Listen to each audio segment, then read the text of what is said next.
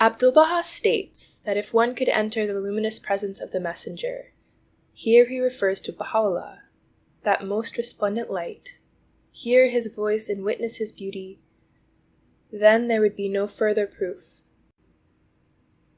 He says, however, since that luminary of truth has set, all stand in need of proofs. He states that before we investigate traditional arguments from the sacred scriptures, we must reach the station of the true seeker. First, he must be fair-minded and detached from all save God. His heart must be entirely directed towards the supreme horizon, and freed from the bondage of vain and selfish desires. Furthermore, he must endure every tribulation,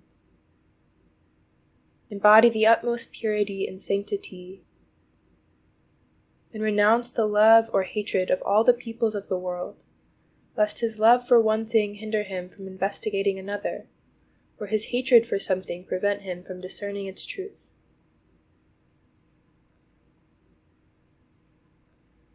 This is the station of search.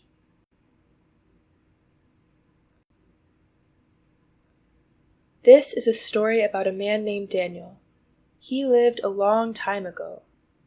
He wrote a book about his life, and it can be read in the Tanakh, or Old Testament of the Bible. Daniel was a good man. When he prayed, God would answer his prayers. This is why he was able to understand dreams. When he prayed for the meaning of a dream, God would send it to him in another dream or a vision. One day, Daniel was given a great vision.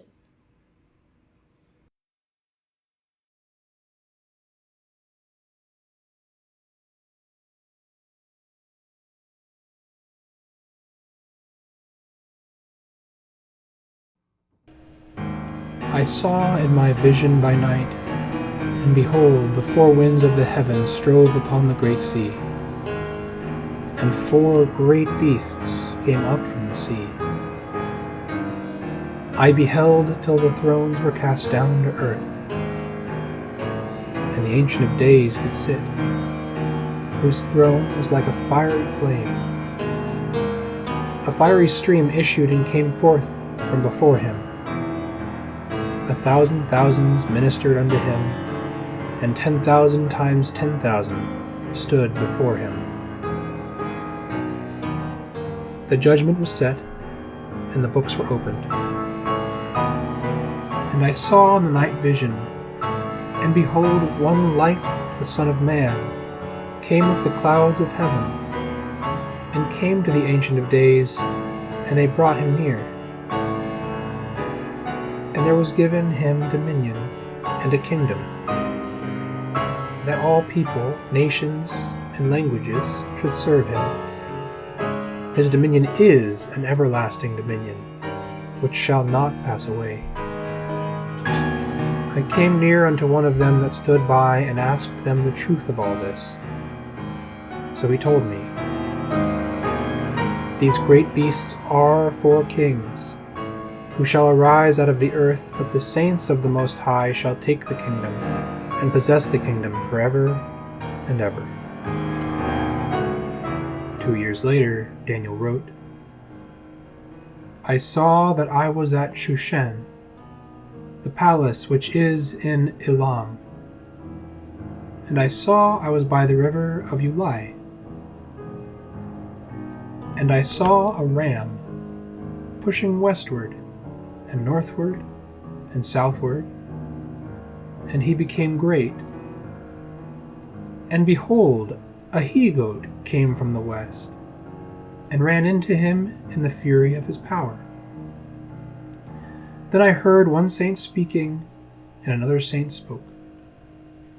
He asked, How long shall be the vision concerning the daily sacrifice and the transgression of desolation, to give both the sanctuary and the host to be trodden underfoot?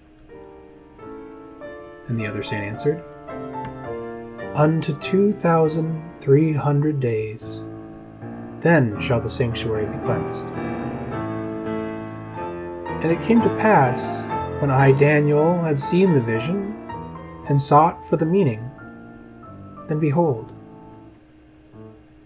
I heard a man's voice between the banks of the Ulai, who called and said, Gabriel, make this man to understand the vision. So he came near where I stood, and said, Behold, I will make thee know what shall be in the last end of the indignation. Years later, Daniel prayed a long prayer. He wrote, And while I was speaking, even the man Gabriel touched me and said, O Daniel, I am now come forth to give thee skill at understanding, for thou art greatly beloved. 70 weeks are determined upon thy people to finish the transgression.